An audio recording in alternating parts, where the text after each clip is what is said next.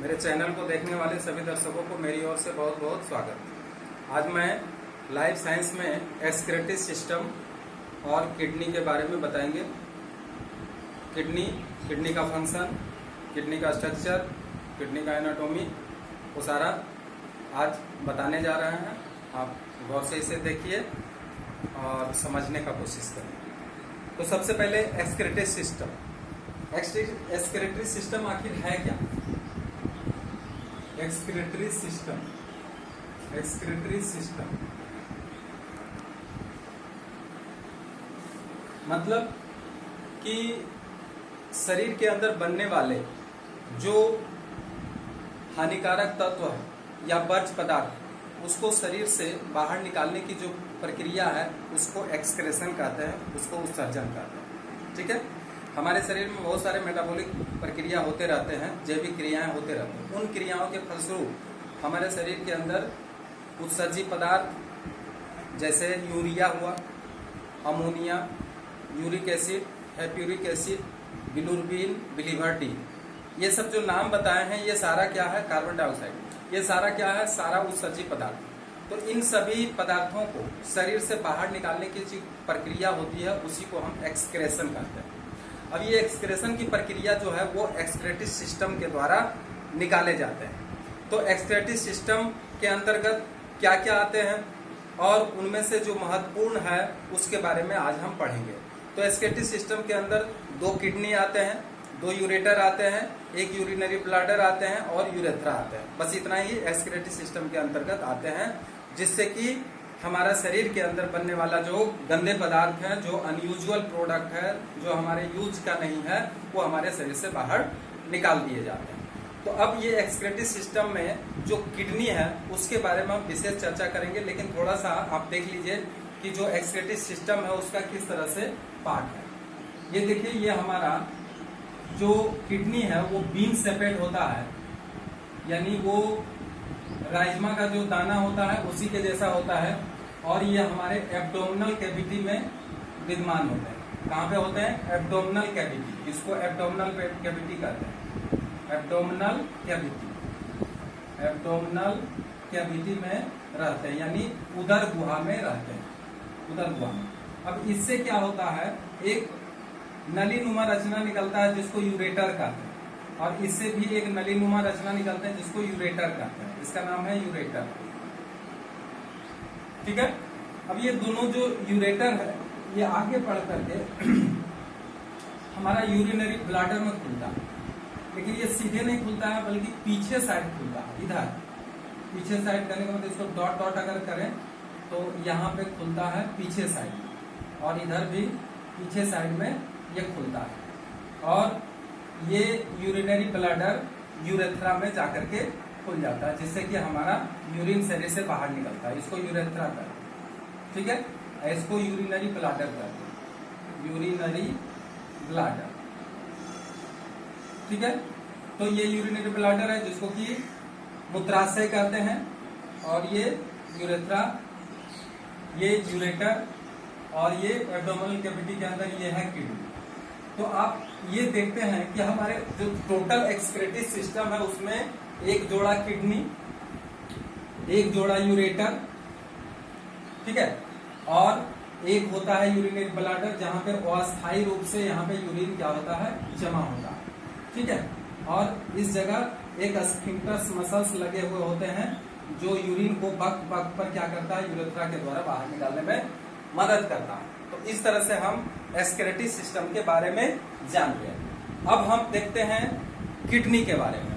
तो ये जो हमारा दोनों किडनी है, तो ध्यान रखिए जो राइट किडनी है वो थोड़ा सा नीचे है, किसके बनिस्पत? लेफ्ट किडनी के बनिस्पत। क्योंकि हमारा देखिए, हमारा जो लीवर है वो हमारा राइट साइड में है, और लीवर राइट साइड में होने के कारण लीवर के ठीक नीचे क्या होता है? किडनी होता है। तो लीवर के नीचे जो किडनी है तो वो लीवर के कारण थोड़ा सा नीचे हो जाता है। इसलिए हमेशा याद रखिएगा कि हमारा शरीर के अंदर जो एब्डोमिनल कैविटी है, उस एब्डोमिनल कैविटी के अंदर किडनी का पोजीशन देखिए यहाँ पे है। ये एक किडनी यहाँ पे है, लेकिन वो हमारा सामने किडनी नहीं रहता है, वो हमेशा डोर्सल साइड में रहता है। सामने हमारा क्या है? एलिमेंट्री कैनाल है, सामने हमारा छोटी आंत और बड़ी आंत का ये कलेक्शन है यहाँ पे, और उसके नीचे जस्ट नीचे क्या है, दो किडनी है, एक लेफ्ट साइड एक राइट साइड। तो हमेशा याद रखिए कि राइट साइड वाला जो किडनी है वो थोड़ा नीचे है और लेफ्ट साइड वाला किडनी है वो थोड़ा सा ऊपर है, ध्यान रखिएगा। तो इस तरह से अगर हम देखें कि किडनी का पोजीशन कहाँ है, तो सबसे पहले हम आते हैं किडनी, जिसको कि हम ब्रिक भी कहते हैं किडनी। तो किडनी का सबसे पहले हम देखते हैं रंग कैसा होता है, कलर इसका कैसा होता है, तो इसका डार्क रेडिश कलर होता है, डार्क रेडिश। तो डार्क रेडिश कलर कहने का मतलब गहरा लाल रंग का होता है, गहरा लाल, ठीक है। अच्छा, इसका लंबाई चौड़ाई कितना होता है, तो लेंथ इसका होता है, लेंथ होता है 10 से 12 सेंटीमीटर लंबा, ठीक है। चौड़ाई इसका कितना होता है, ब्रीथ इसका होता है 5 से 7 सेंटीमीटर।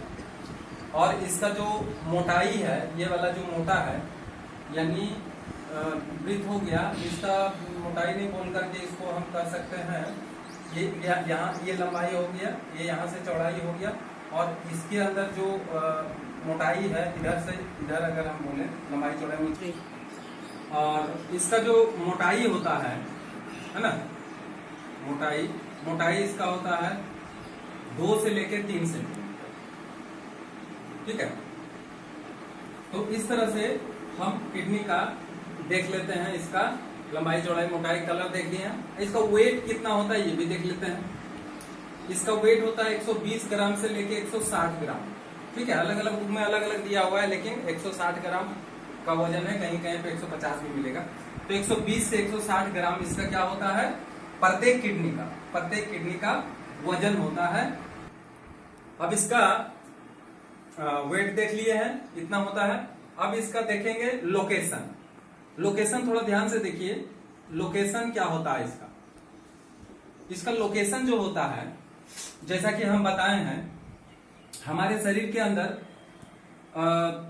जो रीढ़ का हड्डी शुरू होता है ना, थोरैक्स के बाद एब्डोमेन होता है। तो जो एब्डोमिनल वाला जो पार्ट है उसमें क्या होता है, उसको लुम्बर रीजन भी कहते हैं। तो लुम्बर रीजन में जैसे ये हमारा रीढ़ का हड्डी है, ठीक है, ये रीढ़ का हड्डी में जो 12 पेयर्स है और 11 पेयर्स वाला जो है हड्डी, ये हो गया आपका थोरेसिक रीजन।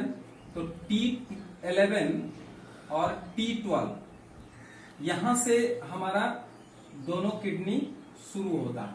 अच्छा, एक बात ध्यान दीजिएगा कि ये हमारा जो राइट किडनी है, लेफ्ट किडनी जो है, इधर से ये लेफ्ट हो गया और इधर से राइट हो गया। तो लेफ्ट वाला जो किडनी है ये हमारा 11 से ही शुरू हो जाता है, T11 से ही शुरू हो जाता है, ये थोड़ा ऊपर है। और T12 जो है थोरेसिक, जो ये क्या कहते हैं, रीढ़ का हड्डी है थोरेसिक वाला, वो T12 बोला जाता है। तो T12 में देखा जाता है लेफ्ट राइट साइड वाला जो किडनी है वो 11 से ही शुरू हो जाता है, ठीक है।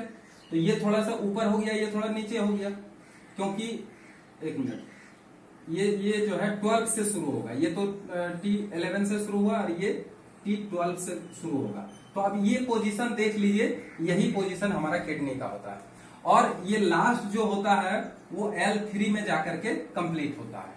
L माने लंबर हड्डी जो है, रीढ़ का हड्डी का जो लंबर रीजन है, उस लंबर रीजन का L3 में जाकर के ये समाप्त होता है। तो अब बताइए, और ये जो है यहाँ पे डायफ्राम है, तो डायफ्राम के नीचे होगा, कहाँ है, डायफ्राम के नीचे, और किसके किसके बीच में, तो T11 T12 से लेकर L3 तक के बीच में क्या होता है, बीच में किडनी पाए जाते हैं, किडनी उपस्थित होते हैं। और ये कौन सा रीजन है? एब्डोमिनल रीजन, यानी रीजन इसका क्या हुआ? रीजन हुआ एब्डोमिनल रीजन। एब्डोमिनल रीजन में ये पाया जाता है, ठीक है, पाया जाता है। अब हम इसका स्ट्रक्चर देखते हैं। अब इसका स्ट्रक्चर जब देखते हैं तो देखिए इसका स्ट्रक्चर क्या है, वो हम थोड़ा सा बड़ा करके देखेंगे। इसको ध्यान से देखिए और अच्छी तरह समझने का कोशिश करिए कि हमारा जो किडनी है वो हम यहाँ पे एक किडनी बना रहे हैं। ये देखिए, ये हमारा किडनी का आकृति है जो बीन शेपेड है, ठीक है, बीन शेपेड ये किडनी हमारा, ठीक है। लेफ्ट राइट कुछ भी हो, किडनी का एक ही जैसा बनावट होता है। तो हम एक किडनी के बारे में यहाँ पे दिखा रहे हैं।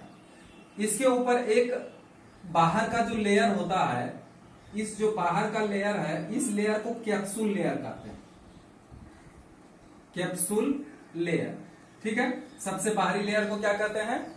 कैप्सूल लेयर कहते हैं। अब ये कैप्सूल लेयर के बाद और इसके ऊपर एक और लेयर होता है, इस लेयर को हम क्या कहते हैं? तो ये फैटी लेयर होता है, ये डेंस कनेक्टिव टिश्यू का होता है। लेकिन इसके ऊपर एक और लेयर होते हैं, गौर करिए इसको, और ये जो लेयर होता है वो फैट का लेयर होता है, जिसको फैटी लेयर भी कहते हैं, या इसको पेरीरीनल भी कहते हैं, पेरीरीनल लेयर भी कहते हैं। ये फैट लेयर है, इसको फैट लेयर हम लिख देते हैं। अच्छा, ये बनता किससे है? तो एडिपोज टिश्यू का बनता है। एडिपोज का नाम सुने होंगे, कनेक्टिव टिश्यू ये भी है, फैट लेयर है। और ये जो लेयर है इसका एक और नाम है जिसको कहते हैं पेरीरीनल लेयर, ठीक है। अब चूंकि ये क्या करता है, किडनी को धक्का नहीं लगे, चोट नहीं लगे, आघात नहीं पहुंचे, इसलिए ये रक्षा दिलाता है। और इसके ऊपर फिर देखा गया एक और लेयर है, किसके ऊपर? तो पेरीरीनल लेयर के ऊपर एक और लेयर है, बहुत सुरक्षित रहता है हमारा ये किडनी, इसलिए इसमें एक और लेयर उपस्थित होते हैं। ये जो एक और लेयर है, इस लेयर को हम कहते हैं, इसका दूसरा नाम है रीनल फेसिया। इसका नाम है रीनल फेसिया, याद रखिएगा। ये रीनल फेसिया किसके ऊपर होता है? तो फैट लेयर के ऊपर रीनल फेसिया होता है। यहां तक कि एक और लेयर इसमें होता है, और वो लेयर जो होता है वो पारारीनल कहलाता है। देखिए, एक पेरीरीनल है तो एक पारारीनल है, ध्यान रखिएगा। ये भी फैट से भरा हुआ टिश्यू है, तो इसको बहुत सुरक्षित किडनी को रखा जाता है।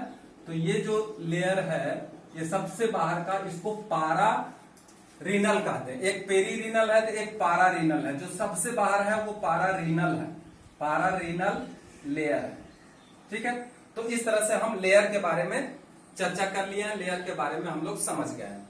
अब देखिए इसके अंदर होता क्या है। इसके अंदर एक जो है ब्लड वेसल्स इसके अंदर आते हैं। ये ब्लड वेसल्स क्या है? ये ब्लड वेसल्स ये है जो हमारे हार्ट से आते हैं, ठीक है। ये अशुद्ध खून इसमें प्रवाहित होते हैं, जिसको कि हम रीनल वेन कहते हैं। क्या कहते हैं इसको? रीनल वेन, याद रखिए, रीनल वेन। और ये जो आ रहा है वो इंफेरियर वेना केवा, इसका नाम क्या है? इंफेरियर वेना केवा, ठीक है। अब ये इंफेरियर वेना केवा से इसके अंदर क्या होता है? एक नली प्रवेश करता है, या हम कह सकते हैं निकलता है इससे, जो कि इंफेरियर वेना केवा में चले जाते हैं। चूंकि आर्टरी ये वेन है, इसलिए ये रक्त को हमेशा क्या करेगा? तो किडनी से ये इंफेरियर वेना केवा के थ्रू हार्ट के अंदर लेके चला जाएगा। और एक और यहां देखिए, इसमें हम बना रहे हैं एक और, इसमें गौर करिए इसको, एक और नली जो कि हमारा आर्टरी कहलाते हैं। और ये जो आर्टरी है इसको हम एओर्टा भी कहते हैं। जो एओर्टा नीचे की तरफ आता है ये एओर्टा कहलाता है, एओर्टा। और ये एओर्टा का भी ब्रांच होता है, जो ब्रांच, चलिए इसको नीचे करके दिखा देते हैं। ये ब्रांच जो है इसका भी होता है, और ये भी कहा जाता है, तो ये भी जाता है किसके अंदर, ब्लड लेकर के। तो ये ब्लड लेकर के जाता है किडनी के अंदर। इसको कहते हैं रीनल आर्टरी। इसको हम नीचे लिख देते हैं, इसका नाम है रीनल आर्टरी, रीनल आर्टरी। ठीक है, तो ध्यान दीजिए रीनल आर्टरी कहां से आया है और किसका ब्रांच है, तो एओर्टा का ब्रांच है रीनल आर्टरी।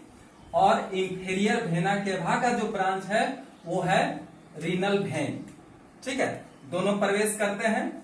अब इसके अंदर देखते हैं, इसके अंदर में इसका दो भाग होते हैं। एक कॉर्टिकल रीजन होते हैं जिसको रीनल कॉर्टेक्स कहते हैं, और एक भीतर का पार्ट होता है जिसको कहते हैं मेडुलरी रीजन, जिसको कि हम रीनल मेडुला कहते हैं। तो इसमें देखिए सबसे पहले हम यहाँ पे जो डायग्राम बना रहे हैं उसको देखिए गौर से। ये मेडुला का पोर्शन बना रहे हैं, इसको रीनल पिरामिड कहते हैं, और ये इसका आकृति शंकुनुमा होते हैं इस तरह से। ठीक है, तो इस तरह से शंकुनुमा आकृति के बने हुए इसमें क्या होता है, रीनल पिरामिड होता है। कितने होते हैं, तो रीनल पिरामिड की संख्या मैक्सिमम देखा जाता है कि 18 तक हो सकते हैं, परंतु किसी में 8, किसी में 10, किसी में 12, 18 तक ये हो सकते हैं। इसको रीनल पिरामिड कहते हैं। क्या कहते हैं, इसका जो नाम हम बना रहे हैं जो फिगर, इसको रीनल पिरामिड कहते हैं। ये क्या है, ये रीनल पिरामिड है, इस तरह से रीनल पिरामिड इसको कहते हैं। अब ये रीनल पिरामिड का जो आगे वाला भाग है वो इस तरह से थोड़ा सा इस तरह से रचना बनाया हुआ रहता है। इसको हम अलग तरीके से कर देते हैं, इसको रीनल पेपिला कहते हैं।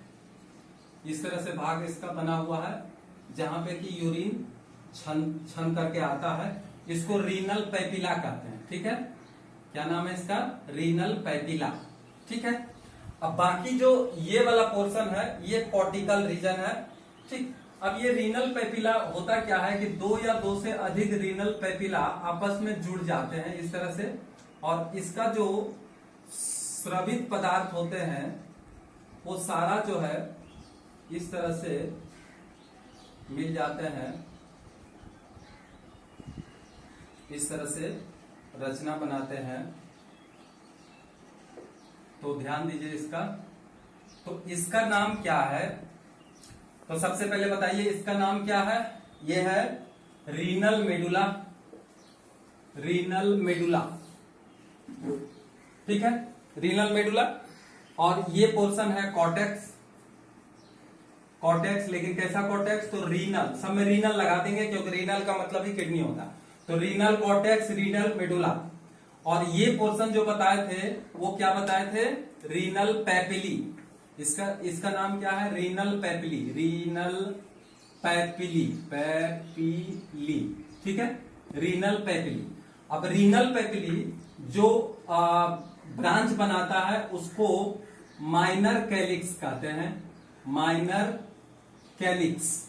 ठीक है, और ये माइनर कैलिक्स जो होते हैं वो आपस में सब इस तरह से जुड़ जाते हैं, और आपस में जुड़ करके एक रचना बनाते हैं जिसको कि मेजर कैलिक्स कहते हैं। ये रचना इस तरह से बनाते हैं, इसको हम मेजर कैलिक्स कहते हैं। सारा मिल करके इस तरह से एक रचना बनाते हैं, इसको मेजर कैलिक्स कहते हैं, मेजर कैलिक्स। अब ये माइनर कैलिक्स और मेजर कैलिक्स दोनों आपस में जुड़ जाते हैं, और ये जो रचना बनाते हैं जहां से कि यूरिन क्या होता है, ये हमारा यूरेटर में जाता है। तो इस रचना को, जो यूरिन को, यहां से जो यूरिन निकल रहा है, यूरिन जो बन रहा है, ये यूरिन बाहर निकलेगा। तो बाहर निकलने के लिए जो रचना में प्रवेश करता है इसको कहते हैं रीनल पेल्विस, रीनल पेल्विस। याद रहेगा सबका नाम, ये रीनल पेल्विस है। और रीनल पेल्विस फिर यूरेटर में जाकर के खुल जाता है। यूरेटर में जाकर के खुल जाता है। ठीक है, और इसके बाद जो ये पोर्शन है, ये पोर्शन इसको हम कहते हैं कॉर्टेक्स। क्या कहते हैं इसको? Cortex, renal cortex. लिख भी दिए हैं रीनल कॉर्टेक्स, ठीक है, इसको लिखने का जरूरत नहीं, रीनल कॉर्टेक्स हम लिख दिए। अच्छा, रीनल कॉर्टेक्स के बाद यहां देखिए कि एक उभार इसके अंदर, ये रीनल कॉर्टेक्स का जो पोजीशन है ये अंदर की तरफ, देखिए हर जगह जा रहे हैं, ये देखिए ये अंदर की तरफ जा रहे हैं, ये हर जगह ये अंदर की तरफ जा रहे हैं। तो ये जो रचना है इसको रीनल कॉलम कहते हैं। तो ये जो रचना है, जो बता रहे थे कि इसके अंदर जो घुसा हुआ कॉर्टेक्स का एक रचना है, देखिए जैसा कि हम बता रहे हैं, ये देखिए ये जो यहां से अंदर की तरफ घुसा, इस रचना को जो अंदर की तरफ घुसा हुआ है, इस रचना का नाम है रीनल, इस रचना का नाम है रीनल कॉलम। ठीक है, याद रखिएगा सबका रचना, ये रीनल कॉलम है, ये सारा मेडुलरी है, ये मेडुला वाला पोजीशन है जिसको रीनल मेडुला बोलते हैं, ये कॉर्टेक्स है। ठीक है, अब ये भी खाली जगह नहीं है, इसके अंदर भी क्या होता है, नेफ्रॉन भरे हुए होते हैं और इसके अंदर भी नेफ्रॉन भरे हुए होते हैं। ठीक है, तो अब जो इसके अंदर नेफ्रॉन भरे हुए हैं, तो इसके अंदर जो नेफ्रॉन होगा, हालांकि देखिए नेफ्रॉन का जो पोजीशन होता है वो हम बता दे रहे हैं, ये नेफ्रॉन का पोजीशन जो होता है वो नेफ्रॉन एकदम मेडुला के भीतर नहीं होते हैं, बल्कि नेफ्रॉन का जैसे ये पार्ट है जिसको कि हम कहते हैं मालपिघियन कार्पसल्स, ये इसका पोजीशन होता है कॉर्टिकल रीजन में, और इसका जो रीनल ट्यूबुल्स का जो आकार है ये सारा इसके अंदर मौजूद होते हैं, और इस तरह से ये फिर मुड़ करके इसके अंदर आते हैं। और चूंकि देखिए हम बता रहे हैं बार बार कि इसके अंदर ही यूरिन का निर्माण होता है, कहने का मतलब नेफ्रॉन के अंदर ही यूरिन का निर्माण होता है। तो जितने भी नेफ्रॉन है सब कोर्टिकल वाला भाग में होगा। इसका कौन सा पोजीशन, तो इसका जो ऊपर का शीर्ष भाग है जिसको कि मालपिघियन कार्पसल्स कहते हैं, तो मालपिघियन कार्पसल्स इसका ऊपरी साइड में होगा, और इसके नीचे इसका जो रीनल ट्यूबुल्स है ये सब इसके नीचे वाला पोर्शन में आएगा। तो इस तरह से नेफ्रॉन इसमें व्यवस्थित होते हैं, और बताया जाता है कि प्रत्येक किडनी में लगभग 10 लाख नेफ्रॉन पाए जाते हैं, यानी 1 मिलियन नेफ्रॉन पाए जाते हैं। लेकिन ये वेरी भी करते रहते हैं, 1.2 अगर मिलियंस का है तब भी ठीक है, क्योंकि इसमें 1.2 से बताया जाता है 1.5 मिलियंस भी इसमें नेफ्रॉन रह सकते हैं। लेकिन मोटा मोटी अगर 10 लाख भी अगर देखें तो 10 लाख और 10 लाख 20 लाख तो निश्चित रूप से रहता ही है, और इससे ज्यादा भी रह सकते हैं, अधिक से अधिक मैक्सिमम 30 लाख भी हो सकते हैं। तो ये नेफ्रॉन देखिए, यहाँ तो हम 1-2 नेफ्रॉन बना के दिखा रहे हैं, लेकिन इसके अंदर बहुत सारे नेफ्रॉन होते हैं। तो जो कॉर्टेक्स वाला रीजन में नेफ्रॉन मौजूद होते हैं, या जो भी पार्ट मौजूद होते हैं, उसको कॉर्टिकल नेफ्रॉन कहते हैं, और जो इसके अंदर होते हैं उसको मेडुलरी नेफ्रॉन कहते हैं। तो नेफ्रॉन भी 2 प्रकार के, कॉर्टिकल नेफ्रॉन, ठीक है, कहाँ पाया जाएगा ये कॉर्टेक्स वाला रीजन में, और मेडुला वाला जो होता है मेडुलरी नेफ्रॉन इसको कहते हैं, मेडुलरी नेफ्रॉन इसको कहते हैं। ठीक है, तो ये है हमारा किडनी का संरचना। अब थोड़ा सा देखिए, आप सोचे होंगे कि ये जो आर्टरी है ये आप यहीं तक लाके छोड़ दिए हैं, इसका क्या अंदर में कहाँ प्रवेश होता है, या भेन जो निकल रहे हैं तो वो कैसे निकलेंगे, आर्टरी कहाँ जाएंगे, तो थोड़ा इसके बारे में भी हम जानकारी दे देते हैं, इसको भी आप जान लीजिए। तो देखिए ये आर्टरी आगे चल करके क्या होता है, ब्रांचिंग हो जाता है इसका, ये कई ब्रांच में इस तरह से बढ़ जाते हैं। हम इसको रेड से दिखा रहे हैं, देखिए ये कई ब्रांच में यहाँ से बढ़ जाते हैं। तो ये जो ब्रांचिंग है इसका, इस ब्रांच को, जो पहला ब्रांच इसका हुआ है, इसको सेगमेंटल आर्टरी कहते हैं। क्या कहते हैं इसको, सेगमेंटल आर्टरी। ठीक है, तो देखिए रीनल आर्टरी का जो पार्ट है या जो ब्रांच है उसको सेगमेंटल आर्टरी कहते हैं।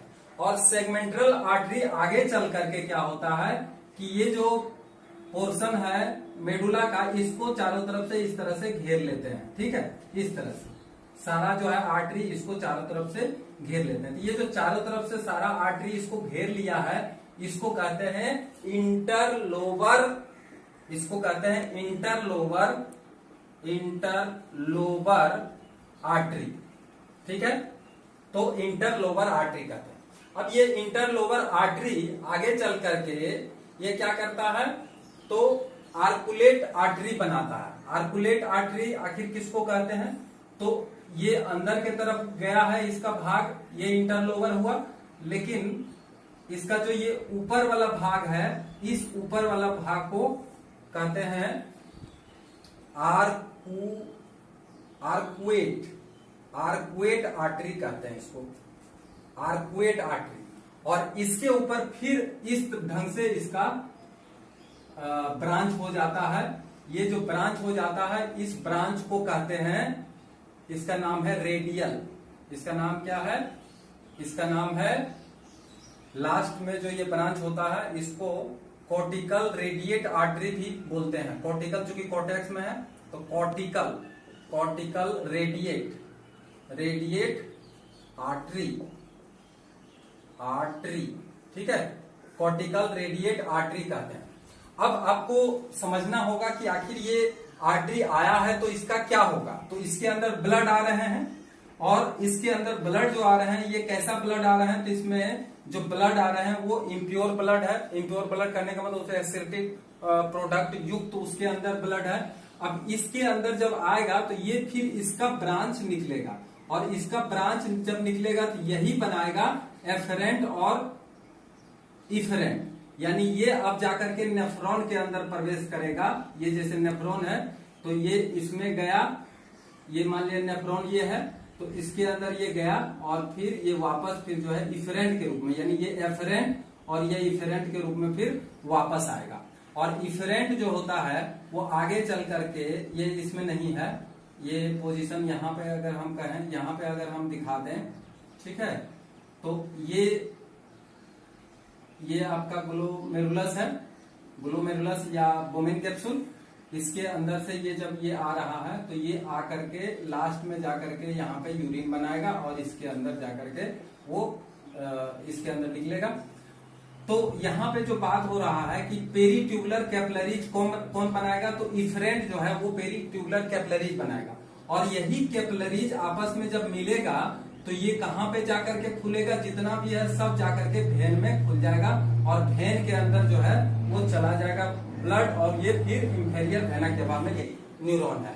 तो अब ये देखिए पोजीशन कि ये जो एंट्री मार्ग है यहाँ से लेकर के पूरा यहाँ तक, जिसमें कि आर्टरी जा रहा है, जिसमें वेन जा रहा है, आर्टरी जा रहा है, यानी रीनल वेन, रीनल आर्टरी, और इसके साथ साथ रीनल पेल्विस, ठीक है, या यूरेटर जो भी बोले, रीनल पेल्विस, ये सब का जो रास्ता है, इस रास्ता को कहते हैं रीनल हाइलम। क्या कहते हैं इसको, रीनल हाइलम कहते हैं, याद रखिएगा, रीनल हाइलम। तो फर्क यही है, देखिए एक है रीनल पेल्विस और एक है रीनल हाइलम। तो रीनल हाइलम कहने का मतलब ये जो टोटल ओपनिंग है यहाँ, ये पूरा ओपनिंग जो है ये रीनल हाइलम है, और ये जो पेल्विस है, रीनल पेल्विस, वो केवल किसका है, तो यूरेटर का है। यही यूरेटर फिर क्या होता है, ब्लड को लेकर के यूरिनरी ब्लैडर, ब्लड कहते हैं, ये यूरिन को लेकर के यूरिनरी ब्लैडर में जाकर के जमा कर देते हैं, और टाइम पे वो क्या होता है, बाहर निकल जाते हैं। तो इस तरह से हम किडनी का आकृति देख लिए हैं। अब थोड़ा सा देखें किडनी का फंक्शन क्या है, किडनी का फंक्शन देख लेंगे। ठीक है, स्ट्रक्चर आपको पूरी तरह से समझ में आ गया है। अब इसका फंक्शन देखेंगे। तो देखिए किडनी का फंक्शन क्या है। तो सबसे पहला फंक्शन जो है वो फिल्ट्रेट करता है, किसको फिल्ट्रेट करता है, सोडियम आयन, पोटासियम आयन, है ना, यानी ये रेगुलेशन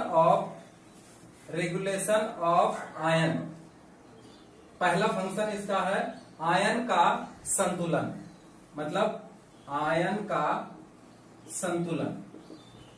अब आयन का संतुलन क्या होता है कि ब्लड के अंदर बहुत सारे आयन्स बनते हैं, ठीक है, जैसे सोडियम आयन बना, पोटासियम आयन बना, फॉस्फेट आयन बना, ठीक है, और इसके साथ साथ कैल्शियम आयन भी बना, क्लोरीन आयन बना।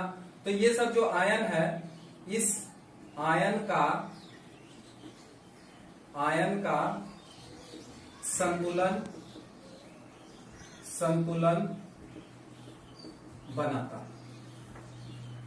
ठीक है, यानी इस आयन के मात्रा को कम और अधिक ब्लड में रहने के लिए जिम्मेवार कौन है, तो किडनी है। इसको संतुलन बनाए रखता है। ज्यादा होता है तो बाहर निकाल देता है यूरिन के माध्यम से, कम होता है तो उसको बाहर नहीं निकालता है, उसके अंदर ही रखता है। दूसरा नंबर जो होता है, दूसरा नंबर है पीएच का रेगुलेशन करना। तो regulation of pH, regulation of pH. अब पीएच क्या है, कहता है कि हमारा ब्लड एसिडिक है या ब्लड क्षारीय है या अम्लीय है, उसको मेंटेन करता है। ब्लड को ना तो अम्लीय होने देता है ना ही क्षारीय होने देता है। अर्थात ज्यादा अगर H+ होता है तो वो एक्सक्रेट कर देता है, या फिर HCO3 आयन में अगर कमी हो जाता है तो उसको एब्जॉर्ब कर लेता है। तो दो तरह का काम करता है, एक्सक्रेशन ऑफ H2 और एब्जॉर्प्शन ऑफ HCO3। अगर इसका एक्सक्रेशन करता है तो वो एसिडिक हो जाता है, एसिडिक हो जाता है यूरिन। और इसको अगर एब्जॉर्ब कर लेता है, एब्जॉर्ब कर लेता है तो ये क्या हो जाता है, ये बेसिक नेचर का हमारा यूरिन हो जाता है। तो इस तरह से वो रेगुलेशन ऑफ पीएच, मतलब पीएच को रेगुलेट करना। अर्थात हम लिख सकते हैं कि किडनी के द्वारा पीएच का संतुलन, पीएच का रक्त के पीएच का संतुलन बना रहता है। ठीक है, उसके बाद तीसरा नंबर में चले आते हैं। तीसरा इसका काम क्या है, तीसरा काम है ब्लड वॉल्यूम। ये रक्त का आयतन को संतुलित करता है। मतलब हमारे शरीर में रक्त जितना 5 लीटर अगर रक्त रहना चाहिए तो वो 6 लीटर नहीं हो जाए, 7 लीटर नहीं हो जाए, या फिर कम नहीं हो जाए। उसमें कितना ब्लड रखना चाहिए, रक्त के अंदर कितना ब्लड बाहर निकालना चाहिए। तो इसलिए रक्त का आयतन को ये क्या करता है, संतुलन बनाए रखता है। ठीक है, उसके बाद चौथा फंक्शन इसका क्या है, बीपी यानी ब्लड प्रेशर, रक्तचाप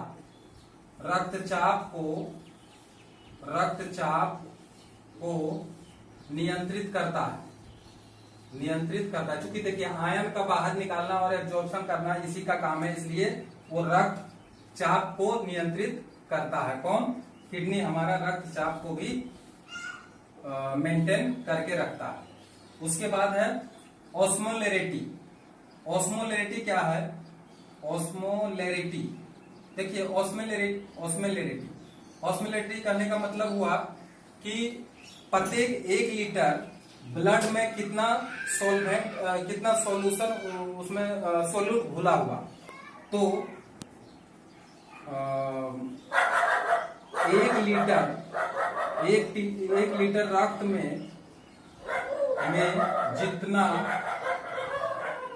जितना सोल्यूट यानी इसको कहते हैं घुला रहता है। 1 लीटर रक्त में जितना घुला रहता है। अब घुलित में बहुत सारे मटेरियल्स हो सकते हैं जो रक्त के अंदर घुले हुए होते हैं। तो घुला रहता है, उसकी मात्रा को ही हम क्या कहते हैं, मात्रा को ऑस्मोलेरिटी कहते हैं। ठीक है, ऑस्मोलेरिटी कहते हैं। और इसी मात्रा को वो मेंटेन करता है, जिसे किडनी क्या करता है, किडनी संतुलित रखते हैं। ठीक है, तो इस तरह से किडनी का फंक्शन देखें। छठा नंबर फंक्शन इसका देखिए कि इससे 2 हार्मोन निकलते हैं। वो हार्मोन क्या क्या है, एक हार्मोन है जिसका नाम है कैल्सीट्रायोल। ठीक है, और दूसरा जो हार्मोन है उस हार्मोन का नाम है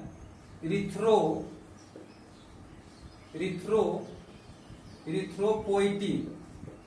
तो ये 2 हार्मोन निकलते हैं।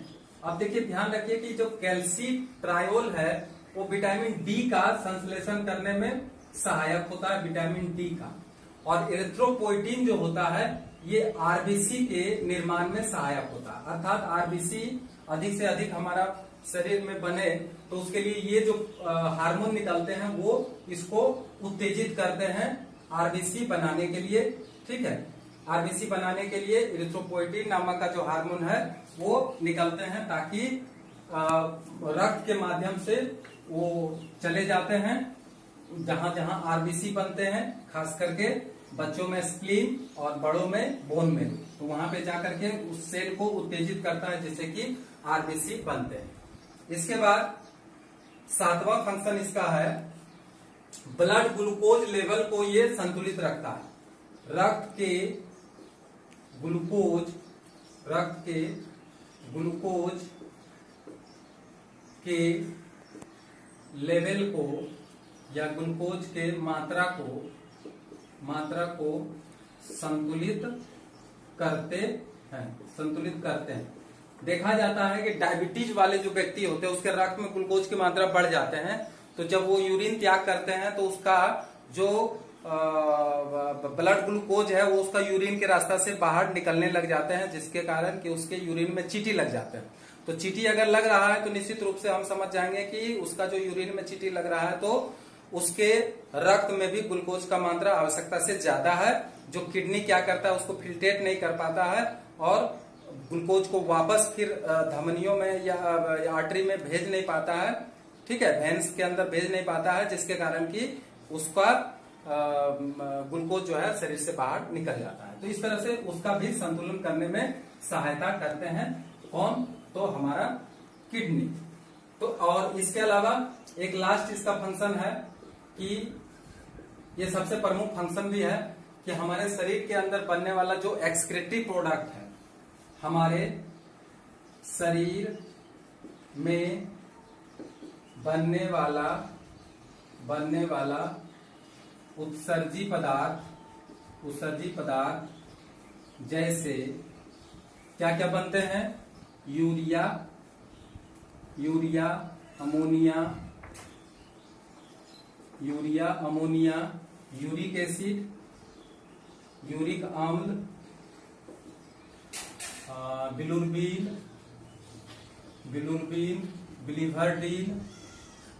बिलीवर्डिन इत्यादि पदार्थों को शरीर से क्या करता है? शरीर से बाहर निकालता है। यानी जितने भी उत्सर्जी पदार्थ है, फॉरेन पार्टिकल्स है, उसको वो क्या करता है? शरीर से बाहर निकालता है। तो आप वीडियो देखे हैं, कैसा लगा आप कमेंट करिएगा और वीडियो को सब्सक्राइब जरूर करिएगा। नेक्स्ट वीडियो हम इसी तरह बनाते रहेंगे। अंदर के जितने भी सिलेबस के अंदर है हम प्रयास करेंगे ज्यादा से ज्यादा वीडियो बनाएं, तो इसलिए हमारा मनोबल बढ़ाने के लिए आप वीडियो को सब्सक्राइब जरूर करिएगा। Thank you.